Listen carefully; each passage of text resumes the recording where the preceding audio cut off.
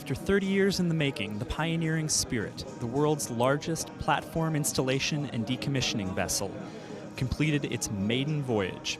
We talked with the ship's mastermind and owner, Edward Heerema.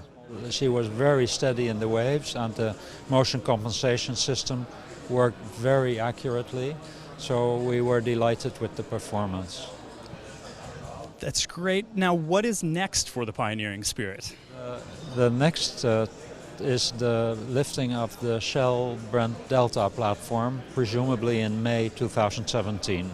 The Brent job will be a world record lift, but records are already nothing new for the Pioneering Spirit. Last Monday we did already do a world record because nobody before has lifted 13,500 tons in history of the offshore. But the Delta lift will be even more of a record because it will be 23,000 tons. So that's much bigger.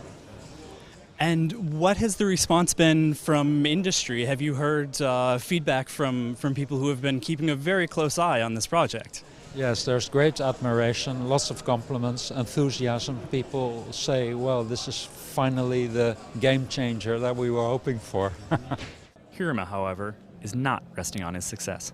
There's a bigger vessel on the drawing board. It's called Amazing Grace, and we came to that a few years ago when we did lifting studies for a number of clients who have old, very big platforms, and we sometimes found that the Pioneering Spirit is just the slot width between the bows is just too little, or the length of the slot is just not enough, or the lifting capacity is just not sufficient. It's a bit surprising because the vessel is big, but it's not big enough for those cases. And so the Amazing Grace will be able to lift wider, longer, heavier topsides, both in removals and in installation.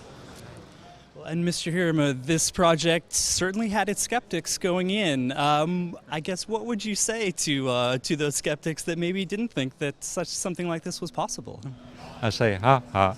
Well, indeed, you're absolutely right. There were a lot of people who said, well, I can't imagine that on such a scale you can compensate motions. It's not possible, and we don't really believe it will work. And obviously, the skeptics are also from your competition who say it will never work. So it was really nice to experience this.